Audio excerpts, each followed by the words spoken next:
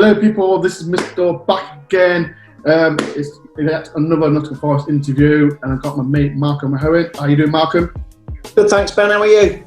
I'm all good. But I'm buzzing today. I'm buzzing for today, mate. I'm buzzing for this.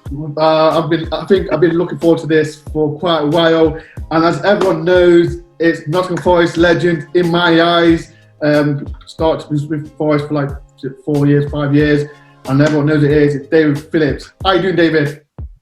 Very well, Ben. Good to see you. Good to see you, Malcolm, as well. Hey, David. Thanks for coming on. Oh, you're very welcome. Yeah. Hey, it's a miserable day down here in the Midlands, so there's not much to do outside. So, my pleasure. I want to record it outside, but it's raining, so I've got to stay indoors. So, but it's better than nothing. So, David, let's start with, like I said, your Nottingham Forest career. I know you started with Norwich, but when was the first time you know that Forest was interested in you? Well, towards the back end of my stay at Norwich City, they offered me a contract which wasn't particularly a good one. The first team went off to America. I stayed with the kids, trained with the kids and all that. And I just got a telephone call from the Professional Footballers Association. I didn't really work with agents as such, but the PFA represented me, and they said that Nottingham Forest were very interested in you. What are your thoughts? I said, well, let's get to the City Ground and let's start dealing, you know. So really through the PFA was how it all came about. And then as soon as I saw Frank Clark and told me how much he wanted me, it was a no-brainer. It's been a big step for you, David, because the Norwich team you left had done reasonably well that season, haven't they? And they finished third in the Premier League or something like that season. Yeah, we finished third in the Premier League. I scored quite a few goals myself. I think I scored about 9 or 10 goals that season. And so big thing to move to Forest then, because we weren't doing particularly as well as we could have at that time. So it was an opportunity of moving to a big club. Like I said, you know, at Norwich City, you know, I had a few good years there, 4 good years there. And the contract they were offering me wasn't a particularly great contract as far as I'm concerned, since considering my contribution, which meant us going into Europe for the following year. And I just thought, well, sorry, that agreement wasn't good enough. And then as soon as I heard from the PFA that Nottingham Forest were interested in me, it was a case of talking to Frank Clark, the chairman, etc., and it was a no-brainer, as I said. Coming to the City Ground.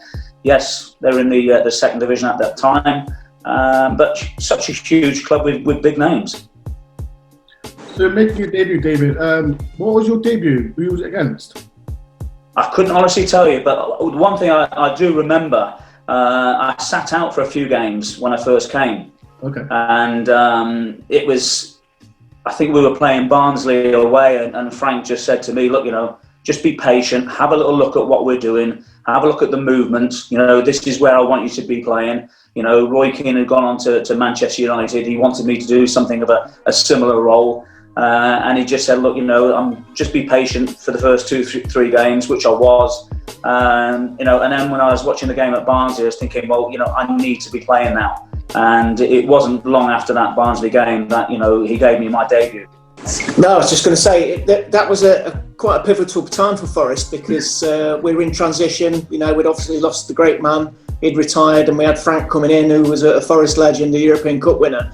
And Frank was starting, we didn't realise at the time, but he was starting to build something of a bit of a legacy at Forest, with getting promotion in the first season and playing in Europe after that. So, it was, what was it like around the dressing room at that time? What did it feel like?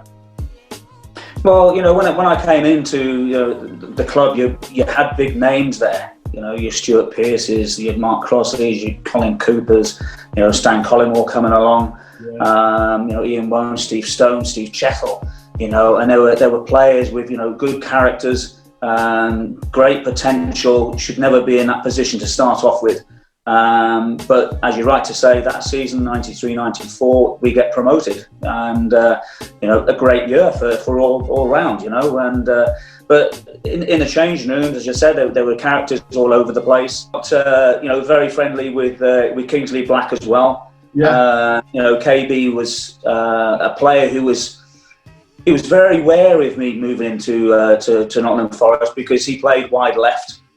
He saw me when I was at Norwich City playing wide left, scoring all those goals, and I just had to say to KB, look, I'm not here to play as a wide player. I'm here to come and play as a central player. So just take that away from all the fears that you have.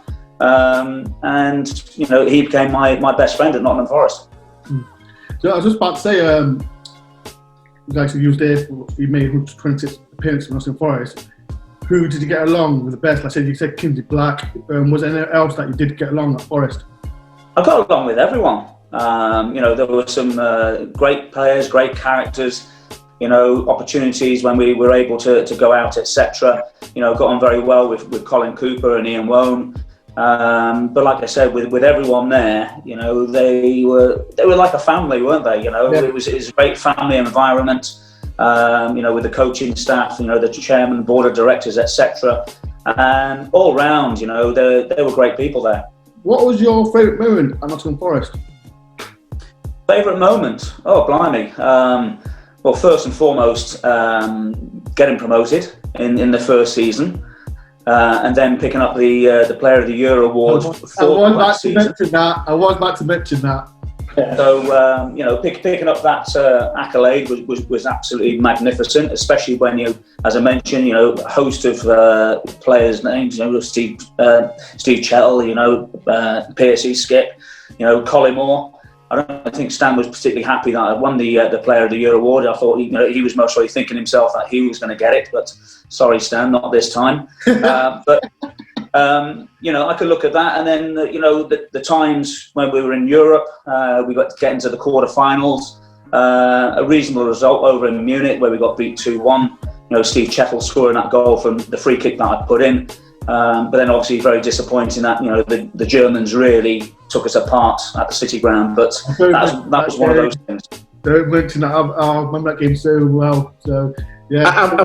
I will say, Ben, though, that away day in Munich was one of my greatest ever away days. It was absolutely brilliant, and to, like David says, whip the free kick in for Chet to score at the far post. It was very reminiscent of Trevor Francis scoring at the same far post in the same stadium, a number of years before. But yeah, that's some great memories of that. Yeah, season. The only thing was that I seem to remember that Steve Chettle didn't go over the shot put area, did he? I think Trevor did, didn't he? Yeah, it didn't roll around, and he just ran away with his arm in the air. Yeah. Yeah, I say that they were all saying, the Bayern players were saying that the ball was actually out of play when Steve Chettle headed the ball. It was very, very tight to the byline, but who cares?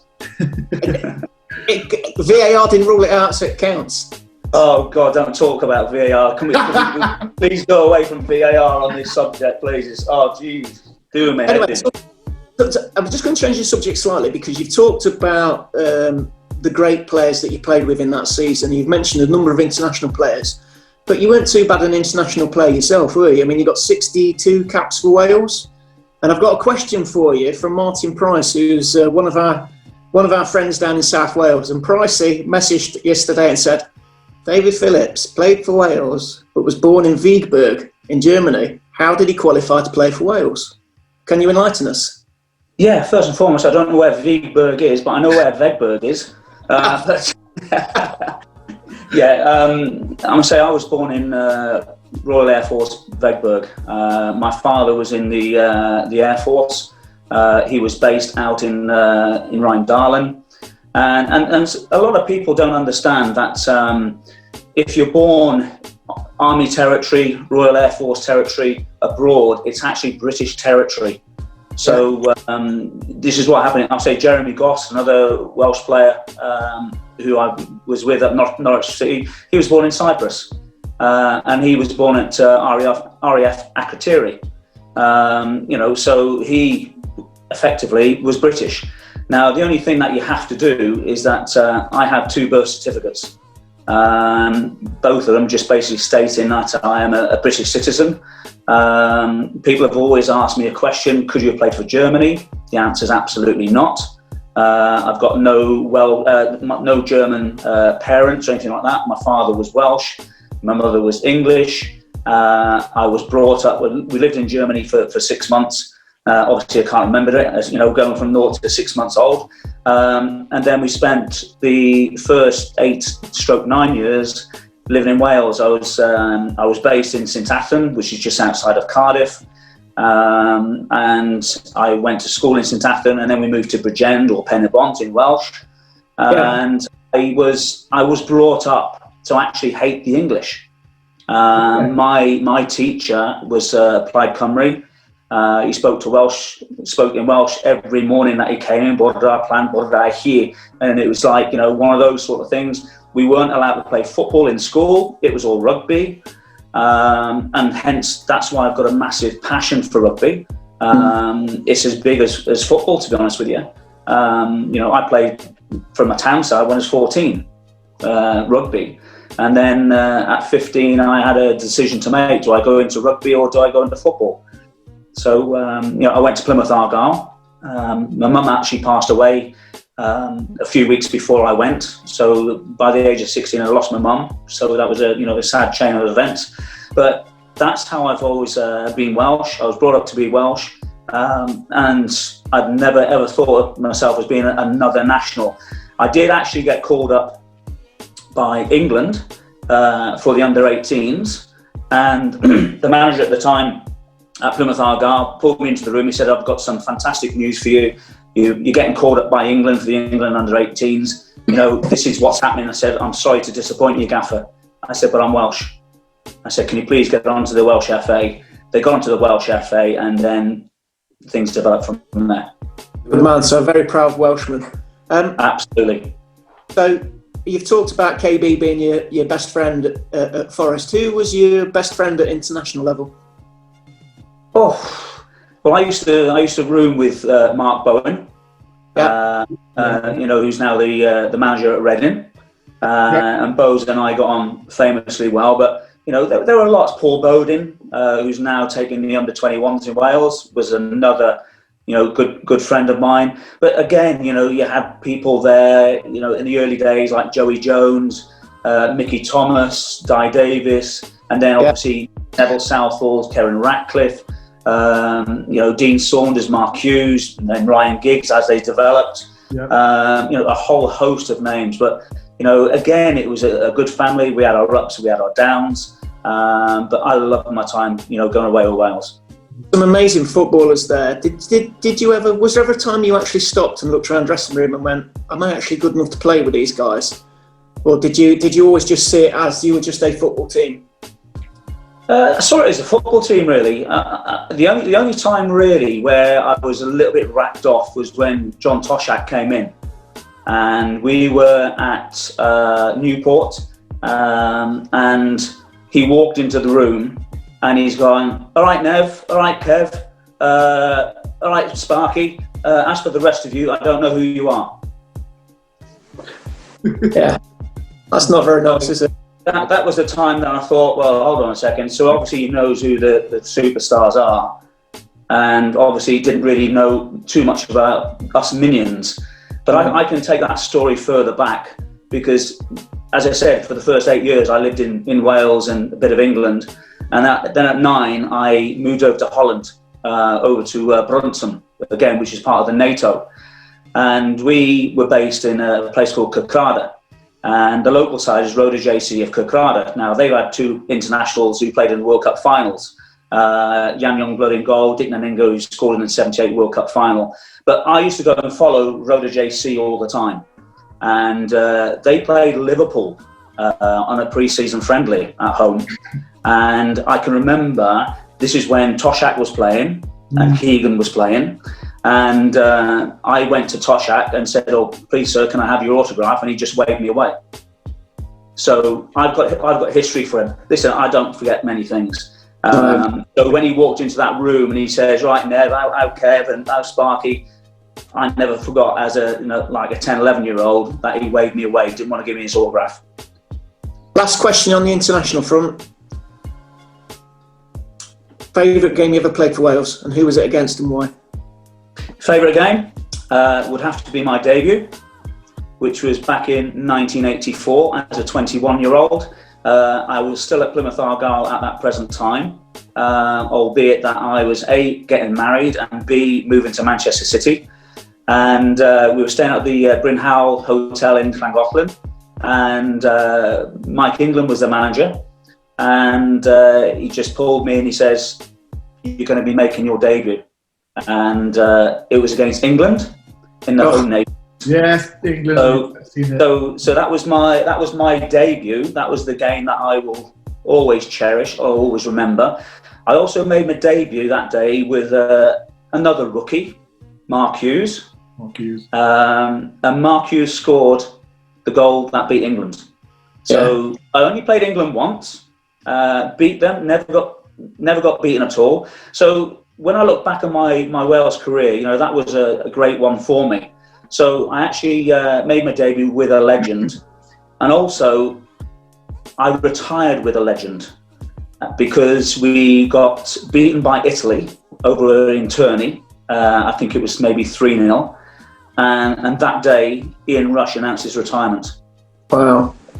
So I made my debut with a legend, and I retired with a legend. So what more to say about that? Absolutely. That's quite great. Great memories. So over to you, Ben. You said about when Forest won the league under Frank Clark. Everyone's mentioned this, David, about what was it like Peterborough away, the away fans. What was it like for you seeing that? Well, the away fans? Yeah. Listen. You know, whether you're playing at the City Ground or away fans. Listen, away fans. You know, even when I was playing for Plymouth Argyle, you know, they had to travel 6 or 7 hours.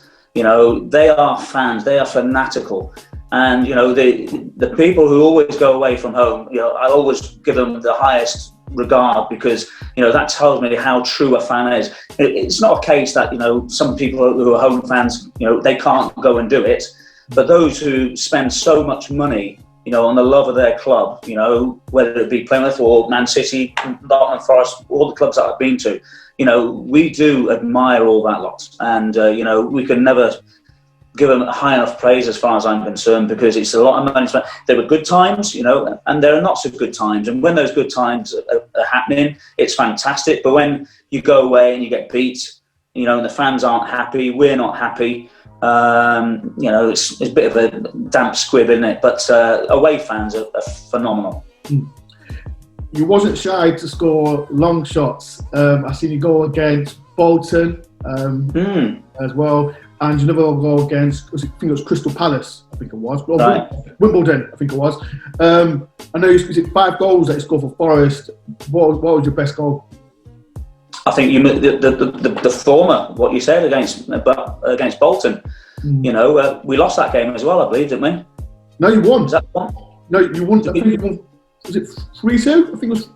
Stan Clemore scored 2, and you got 1. I think it was. Yeah, I'm not so sure, but anyway, okay. I seem to remember the commentary because I saw it some time ago. Because I'm at a company called Future Pro, which is based in Warwick, and you know, all the students there all were saying about, like, you know, I've seen some of your goals and seen some this and whatever, and I said, well, have you seen this one for Forest? And I think the commentary actually says, you know, the keeper should have done a bit better. No, I don't. Well, listen, they had absolutely no chance. No chance. That's, you know, as I'm on the field, you know, that's ripped into the top right-hand corner. So, no chance. But, you know, the funny thing is that, you know, when I came to Nottingham Forest, Frank Clark, you know, I was always one to score goals. You know, I didn't score enough goals when I was at Forest. But, you know, Frank always turned around to me and said, I don't want you going over the halfway line. You know, how many goals can you score from the halfway line? Not very many. He wasn't shy. But it was interesting because Frank wanted me to do this job, you know, in that central area. And he said, look, you know, we've got players who can get into those advanced positions. You know, if Piercy's going down one side, or Des Little when he was playing down as right back, you know, and you got Stoney, you got Woney, and then when Brian Roy came in and other players, and even Stan when he went out to right, you know, I used to go and cover those guys when they went forward. Yeah. So it was always nice when, you know, Frank gave me a little bit of a lease of rope to get within about 30 yards to have a pop. You know, we talk about percentages, how many go in, how many go out. But, you know, the ones that go in, people always remember. 2 more questions for me, David. I know this Forest season has not started that well. Yeah, what's your opinion on the season so far? Well, I wasn't overly surprised that Lamucci left. I thought he was Forest were in a great position last year. We know that COVID came in and things have changed. I still believe, if the City ground would have been full, it would have certainly helped, because now everyone is on a level playing field as far as I'm concerned, because there's nothing more intimidating going to an away ground, and there's, for example, 30, 40,000 home fans and 2,000 or 3,000 away fans, and it becomes quite daunting, and the City grounds is daunting if you're an away player, and I think that had a huge effect. Confidence levels went right down as well. He didn't start the season very, very well. And to be honest with you, I wasn't overly surprised. The board relieved him of his duties. Having said that, how many managers have Forest had in the last 6 or 7 years? Yeah. Far too many as far as I'm concerned. The next question you mostly are going to ask me is Chris Hughton. Yeah. I've got a lot of admiration for Chris Hughton. I've known him for such a long time. I played against him when he was playing for the Republic of Ireland, when he was playing for Tottenham Hotspur. He's a calm, he's a measured person in himself. He's kind, he's articulate. And I don't know of anyone who's got a bad word to say against Chris Hughton, and I hope sincerely that he does really well. I know since he's come in, Forest are unbeaten. They've got a tough game at Middlesbrough later on today. Fingers crossed that they get a result there. It's always a difficult one up at the Riverside, but I'm sure with Chris Hughton, when he's able to make a few more changes, bring in a couple more personnel, I'm fingers crossed and all that lot, everything's going to work out for Forest. Last question from me, David. Like I said, at Forest you played 126 games. What was it like playing at the City ground especially in front of the Trent End? Oh, it's just great. When you've got a full house, at the City ground and the Trent End, and it's like it's just like going to theatre, isn't it? There's always a buzz, there's always an atmosphere, and when things are going right, it's just a phenomenal place. I've been fortunate, the last year or so to come down and done the lounges and all that lot, and people are always very kind. They still recognise me. They still say nice things about me, which is always really nice. And I've got a lot of love for people at Nottingham Forest. I've got a lot of love for all the people that the clubs I played for during my career. Maybe not towards the latter end, but certainly, when I was at Nottingham Forest, they welcomed me with open arms. And like I said, when I went down a year or so ago to come and do the lounges, there was a lot of a love still there, and it was great. Going into the boardroom to see Frank Clark as well. I've got so much fondness for Frank. Bringing me to Nottingham Forest. I've got a lot of time for him. I've got a lot of respect for him, and whenever I see him, it's always a big smile and a big hug. And that's what I love about Nottingham Forest. You go there, and there's just lots of admiration all around. Quick question, David. When's the last time you've been to City ground? Yeah, just over a year or so ago, about a year and a half ago. I came to do the lounges. I'm trying to think what game it was. I'm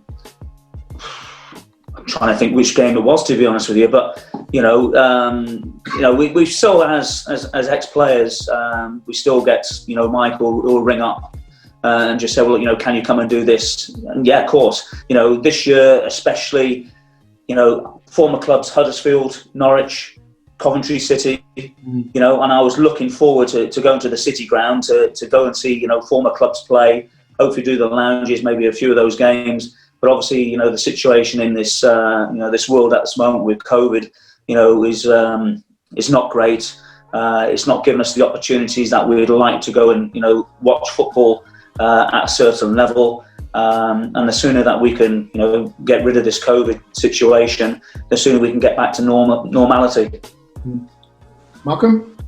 Indeed. I mean, you've mentioned the respect you've got for Frank Clark there, David, and I think I will say, as a Forest fan of many, many years, that you are one of the players that, Forest fans appreciate, and we respect you as well. And, you were one of those unsung heroes at Forest where you didn't go and score dozens and dozens of goals for us, but the work rate that you had and what you did for us, the contribution was fantastic. So, it's very much appreciated. But you talked about Frank Clark and you talked about Mike England, but I've got a two-point question for you. Who was your favourite manager and why? And who was I'm not going to say the worst, but who was the most, I think I know who it's going to be after we've talked, but who was the worst manager and why? Oh, that's horrible. Horrible questions, because I'm sure most of them are still alive. And if they watch this, I don't think they'll be too happy, to be honest with you. If I look at favourite managers, they've all got some to a certain degree. When I wouldn't say Billy McNeill. He'll go down as possibly my worst manager at Manchester City for lots of reasons. Because when I had 2 very good years at Manchester City, and he couldn't actually bring it upon himself to let me know that they didn't want me. Again, I was the junior player of the year. The first year we got promoted, Welsh international. They wanted to get Perry Suckling from Coventry, and to be honest with you, there was so much happened in that 2 years with Billy McNeill. I could write a book on it. There's some phenomenal stories, and eventually, I left to go to Coventry. We won the FA Cup that first year. Manchester City got relegated, which obviously, a former club, not particularly happy, but, if I get very personal, which I don't very often, I was delighted that he got relegated. He went to Aston Villa and he got relegated again. Yeah. So, Billy McNeill for me was not my favourite of managers. And when you talk about a favourite manager, I can look and say, well, Frank Clark, phenomenal. I've got David Stringer at Nottingham Forest. Mike England, Terry Yorath was another great manager. I know that he didn't have us all the time, but the way that he did things with Wales was exceptional. There was a crossbar which nearly got us into the World Cup against Romania, which everyone talks about. Yeah, but, that's why my Wales fans wanted me to mention that. Yeah, I'm saying the thing is, people always have a little pop and say about Paul Bowden. Why did Paul Bowden take the penalty? Well, now Bodds was the penalty taker.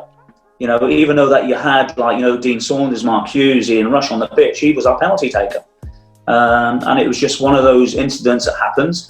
People always talk about that, and I just say, well, I can go on to another story, because that same night, a flare went across from one side of the stadium to another and killed somebody. Wow. So, you can say that we talk about that with ends, and I feel sorry for the family of the person who died that night. So there's always some way you can rebound, but favourite manager, I love Frank Clark. Who doesn't love Frank Clark? Yeah. His Uncle Frank. Yeah, Uncle Frank. A great manager, great guy. Lots of time for him. Terry Yorath was a great manager. Mike England was a great manager. It's always a difficult question, but I certainly know who my least favourite was. Thank you. But yeah, we've got 7 minutes to go. Malcolm, there's more questions for David. You know what? Last question for me, David. Last question, you mentioned about great player was Kingsley Black. Like players like Ian Woan, Scott Gemmell. What was it like playing with them kind of players in midfield? Yeah, I would say Scotty was a workaholic. Great engine. He was a box-to-box man. Woney, we call him he always used to wear these trainers. They call him the Stan Smiths. Careful. You're talking about Ben's favourite player of all time there. Just be careful what you say. No, listen, I've got nothing but great things about Ian Woan. Fabulous player, great. I still remember, this is going to sound horrible, but there always seems to be a few fatalities from in the River Trent, you know, and I seem to remember that we always used to walk to the training ground, and we used to always walk by the side of the River Trent, and there was a body bag, and there was a finger coming out, and Roney's going, "All right, lad," and he put his thumb up to him, because the body that was coming out of the body bag actually had his thumb up. And like, but that was Roney with his, like, you know, his sense of humour. It was like, really? It was just bizarre. So when you see Roney, just ask him about that. But great player, great. I tell you, what a wonder of a left foot. What a wonder of a left foot. I know he's lost his hair now, but you know, I've been very fortunate to meet Roney. You know, when I've been working for a certain company, you know, one of the biggest satellite companies around in the country, and you know, I've been up there, and I've been in, talked with himself, with, you know, with Daichi as well. You know, so I do get to see the guys, you know. But great lad. Scotty as well, doing really well with Scotland. Brilliant. I thought at one stage he might have got you know, the job. I still remember Scott coming into training one day, and he's gone, "I went and saw this band last night at Rock City." And he said, "They are the business. They are brilliant." So we're going, "Who is it?" And he's gone, "Oasis." He said, "You will hear a lot about this band." And true as a day, absolutely spot on. But the other thing I remember with Scotty is that he used to drive a Porsche. And he tells a story that he comes into training, and he said, "I had this bloke by the side of me giving me some right jip. And he said, I've just gone into McDonald's for a McDonald's breakfast, one of these, you know, egg rolls, whatever." He said, "And then I've just chucked it." And he said, "It's gone straight through the window, hit him in the face." He said, so he said, like, I've just had to leg it. He said, "But he knows who I am." But it's just like the way that he came out and said it, it's just instant reaction. He's like, "Sod it, you know, I'm going to lose my breakfast. There you go, you're having it." But no, Scotty, good lad. But listen, you know, there are a lot of good players. You know, when they came in, you know, you look about Van Hooijdonk. When he came in, Brian Roy was a character, you know, great skill. Brian Roy. I interviewed Brian Roy not long ago. Fantastic. Yeah, great guy. I'm saying that the one person I think, you know, we're really disappointed was Andrea Silenzi. Okay. You know, Silenzi came in with a great reputation, you know, playing for Napoli, you know, playing with Maradona, you know, Italian international, but for us, you know, he was very disappointing. But I'll tell you what a great guy he was. You know, a real genuine guy, but unfortunately didn't cut the mustard. And I still remember, I think it was Piercy was asking Frank Clark, you know, where did we get him from? How did we get him? And he said, "We got him off the back of a VHS." He said, so, because they never had any European scouts or anything back in those days. Yeah. So he said, like, you know, we just got, you know, loads of VHS on him, and we've gone from there.